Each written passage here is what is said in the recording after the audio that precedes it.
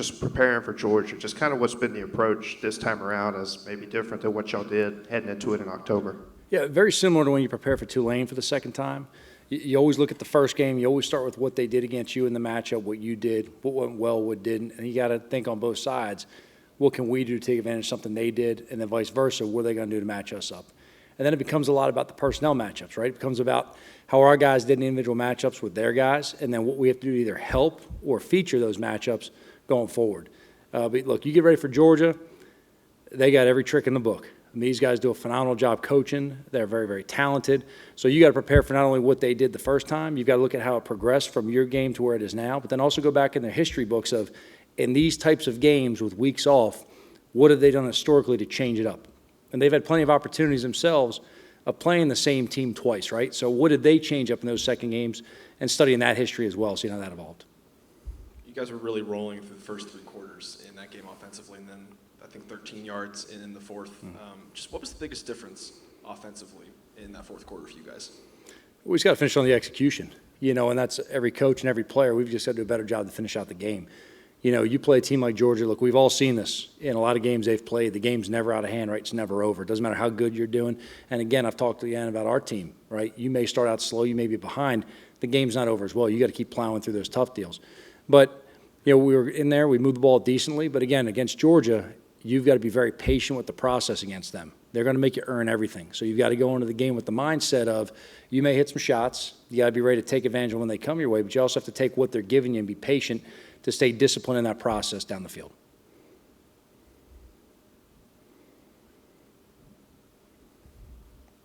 What kind of pressure does it put on an offensive unit when you kind of realize you got to score a lot of points? There's only two types of pressure, right? The pressure you feel and the pressure you apply. So if you focus more on the pressure you can apply, you stop worrying about the other one, right? We're focused on attacking as an offense, and that's been our mindset as an offense the entire time we've been here. We've got a lot of talent here. We've got a lot of good players, work very hard. Our focus is to put them in position and let them go out there and play fast. That's how you have to play. What Patton said, knows how to defend anything successful. The only plan is attack, attack, attack. And that's how you have to take the mindset. In a few games this year, it really seemed like the teams come out hot on the opposite side of the ball, and they kind of go off and die down for a few drives, and they kind of find themselves later down in the game. How do you combat that? Is that like you've noticed this year at all? You talking about us specifically or teams against Georgia? Oh, like your offense.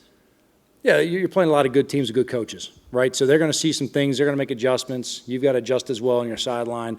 There's always a game plan you go into the game with, and then there's the game plan you play with, right? So that's going to have an element of what you've planned for and then what you've adjusted.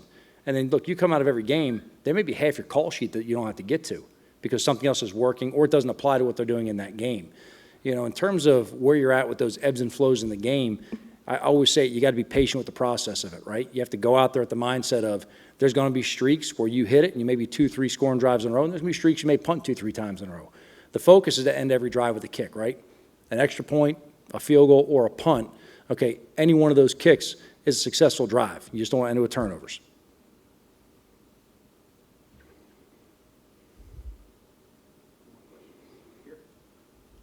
Okay, take questions on Zoom. Any questions on Zoom? Yeah, I have a question. Yeah, go ahead. Do you just have any injury update on Kewan Lacey for this game? I mean, he was out there with us today. Look, it's this point in the season, no one's 100%. I'll let, the head coach handle the injury updates, and, Pat and his staff will have a better idea on that. At this point, we're getting everyone ready to play. Like I said, nobody's 100% at this point for any team.